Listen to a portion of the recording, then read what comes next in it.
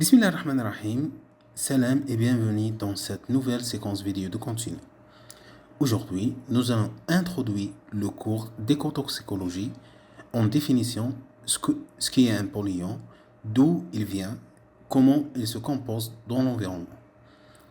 Nous verrons aussi son impact sur l'organisme vivant et pourquoi cette discipline est essentielle pour comprendre les effets de la pollution sur la santé et la biodiversité.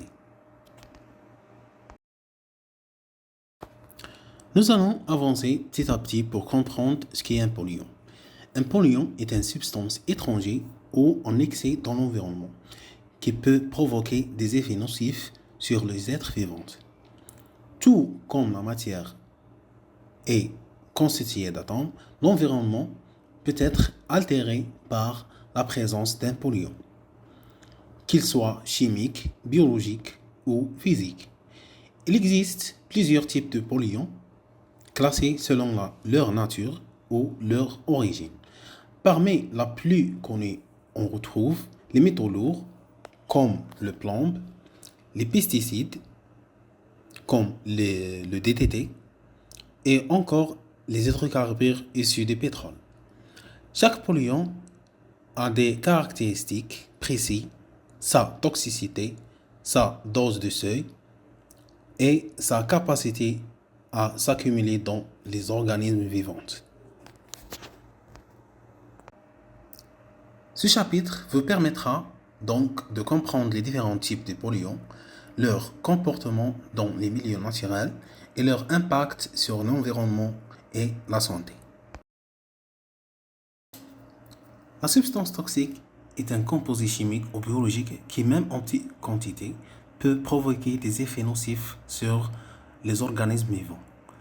Elle peut être d'origine naturelle ou issue des activités humaines, agriculture, industrie, transport, etc.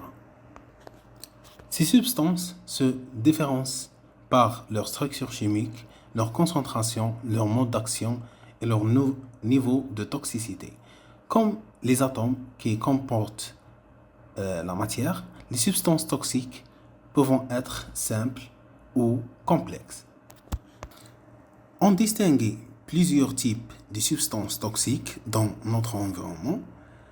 Les substances simples, comme les métaux lourds, les substances diatomiques, comme certains de gaz toxiques, et les substances polyatomiques, comme les pesticides ou les acides industriels. Ces substances peuvent être dans le corps par inhalation, ingestion ou contact cutané et provoquer des effets comme des troubles neurologiques, des perturbations hormonales ou des dommages aux organes. Voici quelques étapes et expériences clés qui permettent de mieux comprendre le comportement des polluants dans l'environnement. La première approche est celle de la détection de la toxicité aiguë. À travers des tests biologiques simples, appelés bioessais, les scientifiques exposent des organismes, comme des algues ou des poissons, à une substance chimique et observant les effets immédiats, mortalité, immobilité, changement de comportement. Ces essais permettent d'identifier la concentration dangereuse sur une courte durée et de définir le seuil de toxicité. La deuxième approche repose sur l'étude de comportement de pollution dans le milieu. Grâce à des essais ou bien des expériences en laboratoire ou sur le terrain. Ensuite, la parcours de polluants dans l'eau, le sol ou l'air. On observe comment il se déplace, se transforme ou fixe ou interagit avec les éléments vivants. Cela permet de comprendre s'il est mobile, persistante ou facilement biodégradable. Enfin, une troisième étape essentielle est la mise en évidence de l'accumulation invisible. Certains polluants bien que présentent en faible concentration peuvent s'accumuler progressivement dans les tissus des organismes vivants. Cette bioaccumulation est souvent détectée par des analyses chimiques spécifiques ou par l'observation d'effets biologiques à long terme. Elle relève une toxicité chronique parfois invisible à court terme mais dangereuse à long terme.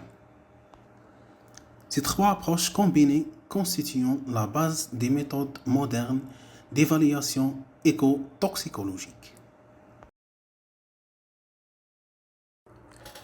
On ne peut pas étudier les effets des substances toxiques sur l'environnement sans connaître la concentration environnementale critique, souvent notée CEC ou CE50.